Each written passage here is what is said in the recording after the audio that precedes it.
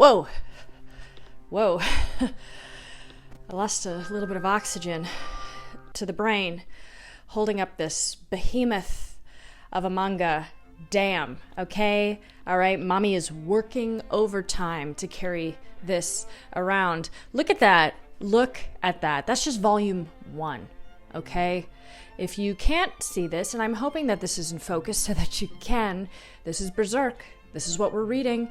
This is what we're doing. A couple of weeks ago now, I made a list of books that I want to read before I die, and I put Berserk on there. And I was so nervous about how I was going to approach that because I didn't really know how this book was read, how you do it even. I didn't know how many volumes there were. I didn't know anything about it until somebody commented and said, hey, you can probably get it from your library. And I said, what?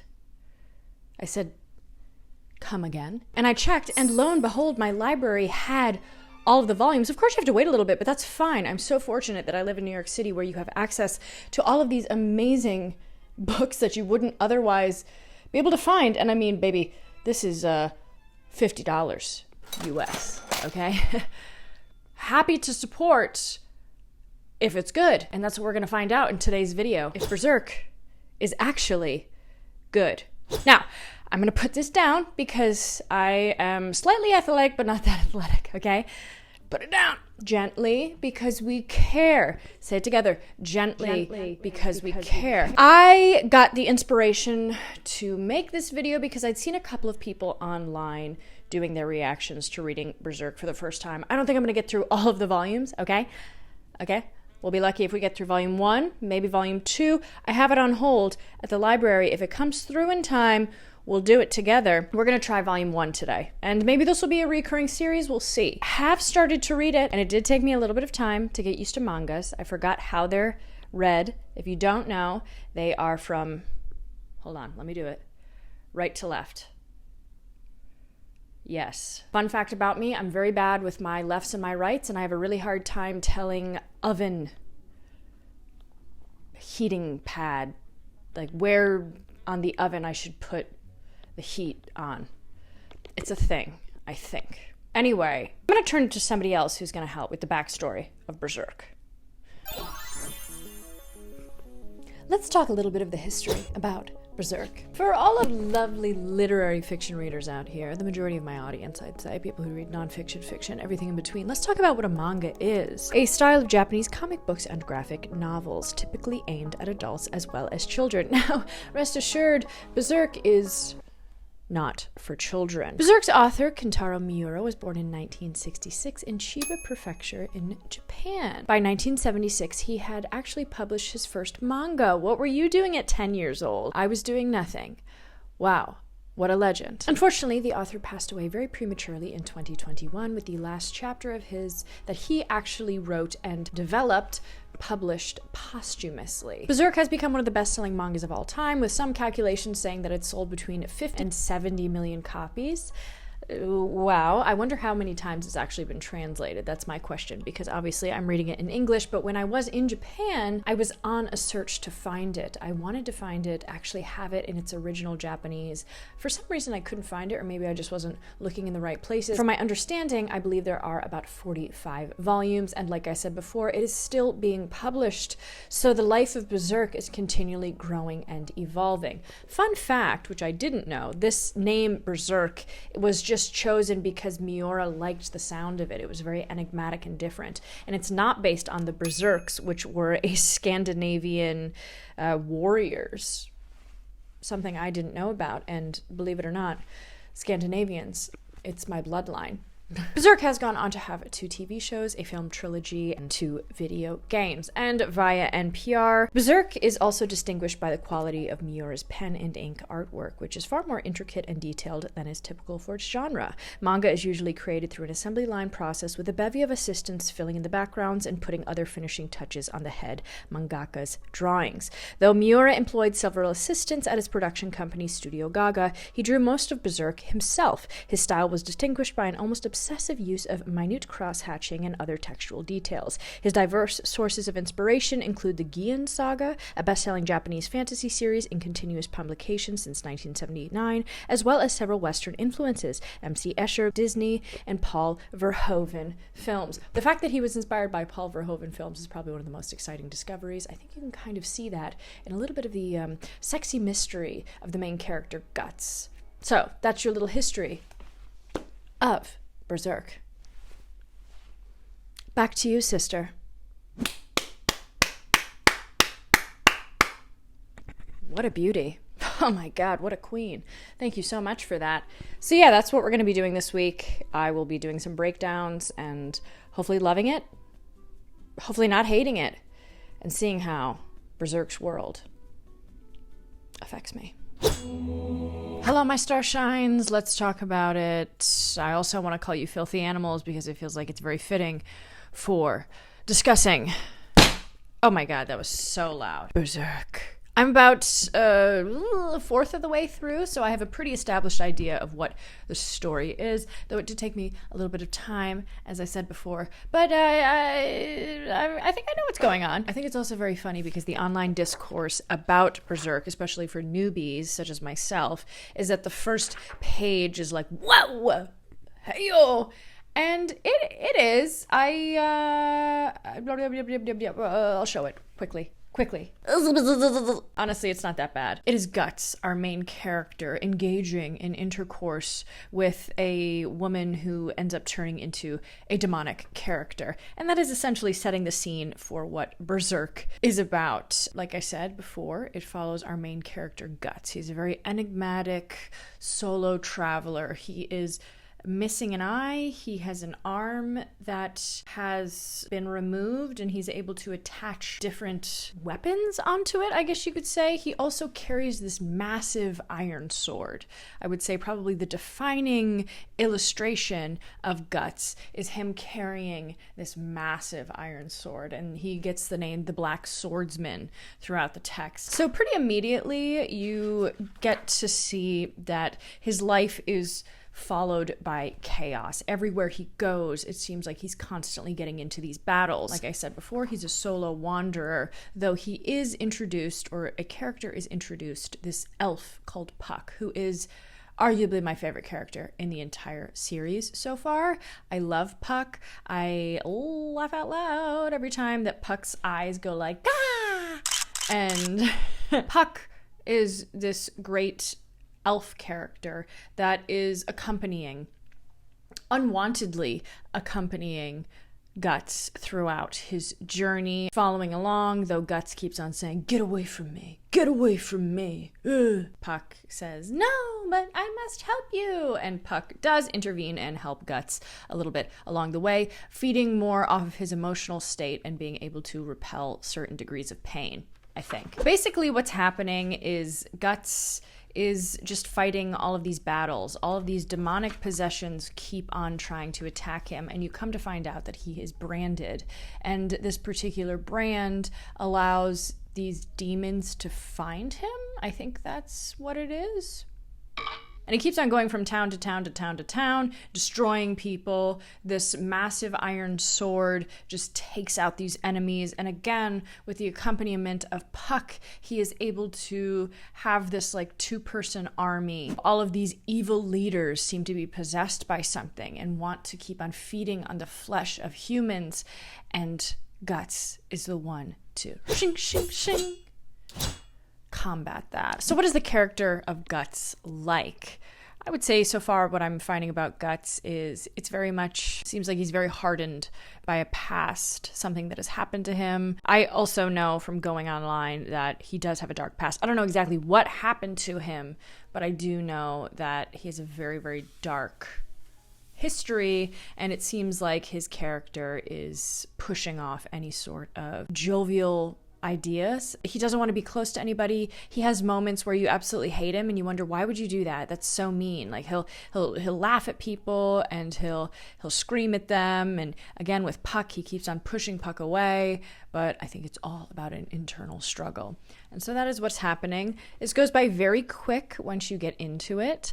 I find that I am taking little 20-minute sections and being able to zoom through it. I like it so far. The illustrations are mind-blowing, and I think it reads, my mind, it reads like a storyboard, and I'm so fascinated at authors and artists that are able to really create a story through drawing, because a lot of the time on these pages there are not any bits of dialogue, and it's just all depicted through drawings. And what a exciting medium to work with if it's done effectively, which Berserk obviously is. So let's keep going. Oh, what a coincidence.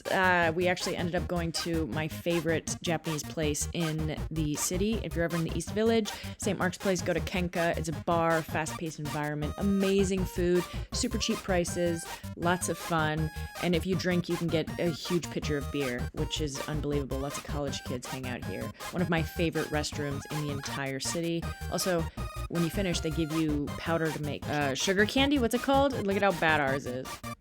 Can't get enough of it. Love it. Can I have a second one? Let's explain. Oh, do you see? Do you see where we have placed my little cloth bookmark? Do you see how far in I am? Baby, once you start, you cannot stop, okay? I have obviously gone very far into the storyline, and oof. What a fun experience this has been. I'm really enjoying this story. I've been reading it more at night before I go to bed. Nightmare fuel. Not really, actually. It's not that horrifically scary to me. I'm just more enjoying the storyline quite a bit. And I think what sets this apart, and from my understanding with a lot of manga readers, is that the story of Berserk is so compelling and you get so absorbed in these characters' worlds, and that is exactly what is happening to me. Also, yes, I did just get out of the shower, but I think that this is a nice costume. Looks like I could maybe be a character in Berserk. Maybe some wayward traveler that joins Guts.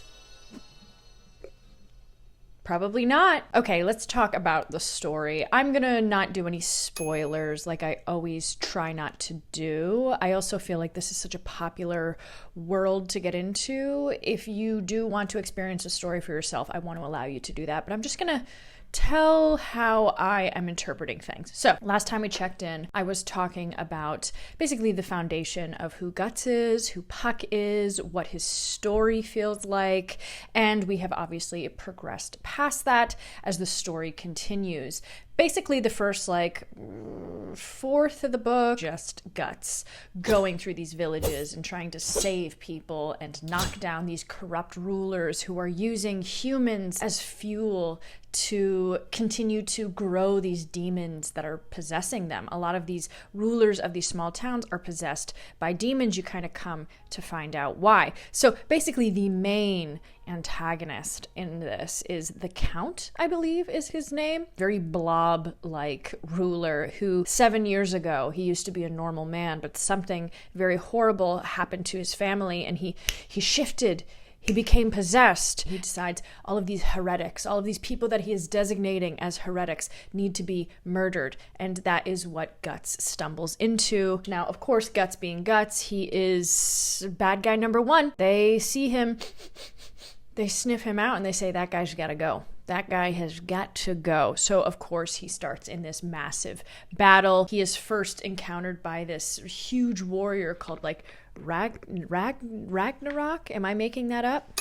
But he is this huge warrior that he goes to battle with, and Guts defeats him. But in the midst of that, there is a man, a little tiny man with these bandages on his face, who is called Vargas. He beckons him to his lair to hide him from the destruction, and Guts and Puck go. Now, it is in Vargas's lair that you find a little bit more history about what happened with the Count and what happened with the atmosphere of that town. Vargas himself was affected by the Count, and he wants something out of Guts. He needs something from Guts. And it is in Vargas's house that they find the Behelet, which is this mysterious egg-shape face type thing that has a lot of power, though they do not know what it is yet. Something happens to Vargas. I'm not going to say what. Puck is obviously doing the thing of being this very hopeless, optimist where Guts always has a strategy happening. You are also introduced to Teresia, I think that's how you say her name, who is the daughter of the Count. She becomes kind of an integral character in Guts and Puck's life. There is a lot more combat that happens, and that leads you into the last chapter, which I am into right now. This one, I can't wait to finish it. I'm really sucked into this story, and I love just all the references throughout this. Remember, I mentioned MC Escher as one of the inspirations for Miura. Well, there is quite literally an Escher drawing depicted in this for a very important turn event. Everything is kind of intertwining and playing so well with this. I also find there's so much comedy in this. Oh my God, Puck is making me laugh my ass off. I'm sending pictures to my brother. It's like meme worthy. So I think there's a great balance between horrific violence and bringing the reader back into kind of a safe space of comedy. I'm not super traumatized by a lot of the graphic depictions in here. I think I'm just more interested in just how the emotions are able to be conveyed through the drawings. There's a very pinnacle moment that happens with Guts. You can feel him staggering after a battle, and it's just done in one shot, in one visual, one little drawing, and there's just so much complexity in that drawing, and it's so well done. It's kind of crazy to me how into this story I am. I think I might be a manga convert. I'm quite surprised at my reaction to this, and I can't wait to finish it, though I know it's not truly finished. There's so many other volumes that occupy this story, but I'm excited for my experience to see how I feel and if I am compelled to keep moving forward. So I will finish that tonight and give you the full rundown of what I think. I just want to take a moment to apologize to all of my manga readers out there. I'm sorry. I wasn't aware that you had so much game. I finished Berserk.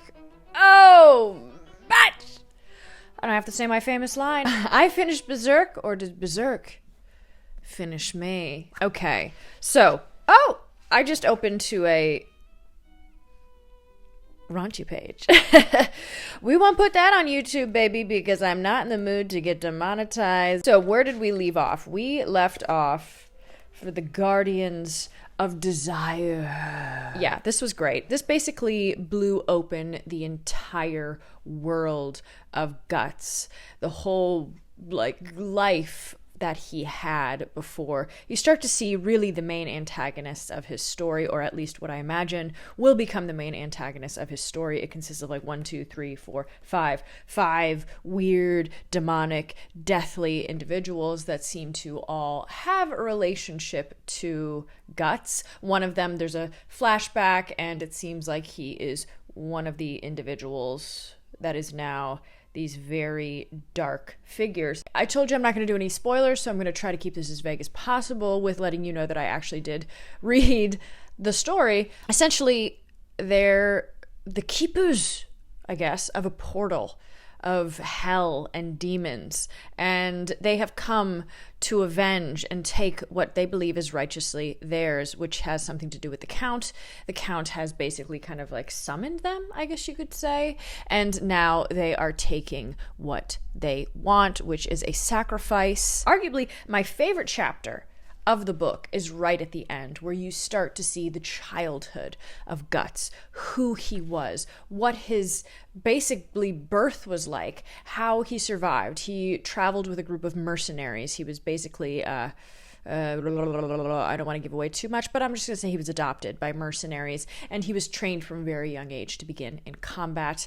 Of course, this seems like it's horrific for a child anyway, but add on something that happens right at the very end, you can infer that something even more graphic happened to him as a child. So this was an amazing cliffhanger. It really kept me captivated and wanting to keep on reading more. And I don't know if anybody else, when they were reading Berserk, I feel like I've been consuming a lot of media. I've been watching movies. I saw one battle after another. I've been watching a lot of improv lately. I've been doing improv, and I feel like I have been relating the storylines, weirdly tying in all these storylines into Berserk it doesn't necessarily correlate, but I just feel like this is having a very profound impact on my psyche, and I'm incredibly invested in these characters. And what are the themes that we're seeing in this? Primarily, I'm seeing revenge as a main theme, not only with Guts, but you see with the Count. All of these people have a reason to feel vengeful, and they want to inflict violence on others because of something that happened with them. You see Vargas has a reason for revenge. Maybe the only person who is truly a pure beacon of hope is Puck, who, spoiler alert, is my favorite character, and I'll be devastated if something happens to him in the future volumes, which I have a feeling will. So I'm going to brace myself for that, because that is when I will shed a tear. Obviously, horrific violence is a theme. How do we retain our humanity while just savagely destroying anything in our path? A lot of questions about good versus evil. And I think a lot of this, while there is gore in this, I don't think it desensitizes you to the main themes of the book. And I think that Miura does a great job of both really flaunting his artistic style and really flaunting a lot of life's big questions in just small little blips of dialogue. It spawned my desire to want to read more manga. I've never been somebody who was necessarily into drawing-driven narrative, but now, I don't know, it's unlocked something deeper in me. Really, it's like going to a museum, and what do you get out of a painting? What do you get out of a drawing? It doesn't have to necessarily say something, but it's just how it speaks to you. You decipher the image for yourself, and this is a great story, and I cannot wait to read more. I really enjoyed it. Let me know if you've read it, what you think. Hopefully volume 2 comes soon, but I can wait, because not everything that's great comes quickly. Anyway, you guys are wonderful. You're fabulous. Thank you so much for being here. I will see you in the next one. Yes. To be continued.